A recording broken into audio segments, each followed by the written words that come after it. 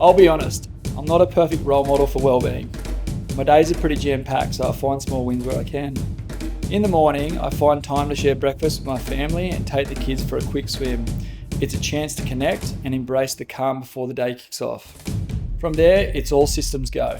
I'm out on the beach, supporting athletes to perform at their best. Then from there, I'm in the office, meeting the team, sharing ideas and connecting with my colleagues. I've learned that prioritising wellbeing isn't about getting it perfect. It's about finding moments to recharge and embracing the support from the people and the system around me. Because for me, wellbeing and performance are closely linked. And when I invest in my wellbeing, everyone wins. My name is Jay Thompson and I'm a podium coach here at Surfing Australia. First and foremost, if I have really good performance wellbeing, I operate incredibly well, and it's actually really hard to achieve on a consistent basis. But I do know that when I am doing things that I love to do and a balance between doing things that I love to do and necessities, I operate really well. And I come to work every day full of zest and I've got a lot of energy and deliver a good product to my athletes. So within Surfing Australia, we'll support our coaches and our staff with wellbeing as best we can by understanding their individual needs. So for a lot of the coaches, they are surfers. It might mean that when the surf's really good, it's we've got a 6-foot rule. So if the surf's pumping, make sure that you get out in the water and have some time in the water. We do use that as a switch off in our sport. It's important to get in the ocean, even if it's having a quick swim after you do a coaching session, for example. We've also understanding that time in lieu is important. So once you've been away on a long trip, ensuring you have those days with family and friends or a switch off period. The other thing is just checking in regularly. So ensuring that we check in as regular as possible as how the load's going for them, how maybe the athletes support what they might need to best support the athletes, and then bringing the performance support staff in to support them as well.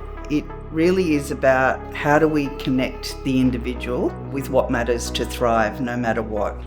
And then how do we build their capacity with education and skills so when we put them in high pressure environments that they've got the skills and the tools to cope with. And generally across our high performance team, making sure that all the staff are checking in on each other around the wellbeing.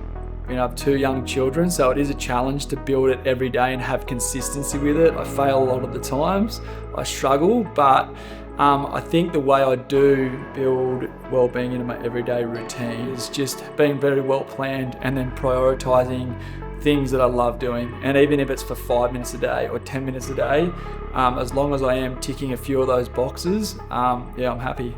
It's easy to keep burning the candle at both ends, so to speak, but often your performance isn't going to be the best, whether it's in your delivery with athletes or whether it's just even in your energies as you're showing up.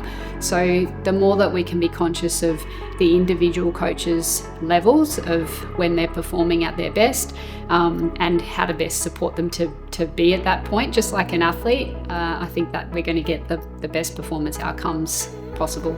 Well, wellbeing is a priority for coaches, but it's also a priority for all our high performance team, because without wellbeing, it's really hard to perform in any environment. So we have our Monday meetings where we check in on each other, we forecast what's happening in the week, and then we look at each other to see how we can support each other in our roles. So it's really embedded into the culture of high performance, but also embedded with the athletes and coaches. And we've even got athletes that check in on our staff to see how their wellbeing are going. So I would say it's embedded across the whole system and really well supported by the individual and as a team. I invest in wellbeing for a couple of reasons. First and foremost, I think, if I'm not feeling good, that's going to impact the athletes. They can pick up on these subtleties because they're sensitive creatures. And sustainability, over time, if my wellbeing isn't very good, it's going to impact results with the athletes. And then I think just practicing what I preach. If athletes see me ticking all the boxes, doing the right things, leading by example, they're more likely to follow suit. Wellbeing is important, and it's not all on you. Start a conversation about wellbeing with your organisation because they are there to support you.